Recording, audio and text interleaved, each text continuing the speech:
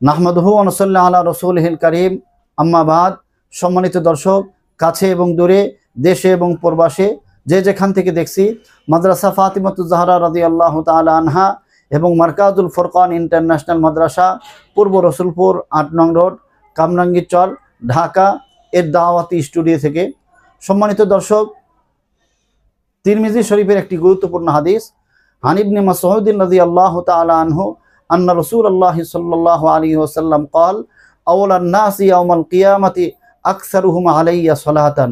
হযরত আব্দুল্লাহ ইবনে মাসউদ রাদিয়াল্লাহু তাআলা আনহু বর্ণনা করেন যে নবীজি সাল্লাল্লাহু আলাইহি ওয়াসাল্লাম বলেছেন, কিয়ামতের দিন আমার অতি নিকটবর্তী সে সকল উম্মত হবে যে আমার উপর বেশি বেশি দরুদ শরীফ পাঠ করেন।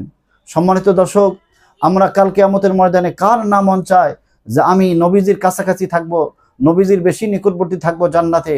তো যারা বেশি বেশি নবীজির উপর দরুদ পাঠ করবেন তারাই মূলত নবীজির কাছাকাছি থাকবেন।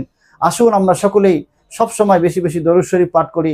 বিশেষ করে সর্বদাই পড়ার জন্য ছোট ছোট দরুদ শরীফগুলো আমরা বেছে নিতে পারি। সাল্লাল্লাহু আলাইহি ওয়াসাল্লাম, সাল্লাল্লাহু আলান নবিয়্যিল উম্মি, সাল্লাল্লাহু আলাইহি ওয়া সাল্লাল্লাহু আলা আলা আলান নবিয়্যিল উম্মি, এই দোয়াগুলো আমরা বেশি বেশি পাঠ করতে পারি, এই দরুদ শরীফগুলো আমরা বেশি বেশি পড়তে পারি। আসুন আল্লাহ তাআলা আমাদের সকলকে বেশি বেশি দরুদ শরীফ পাঠ করার তৌফিক দান করুন।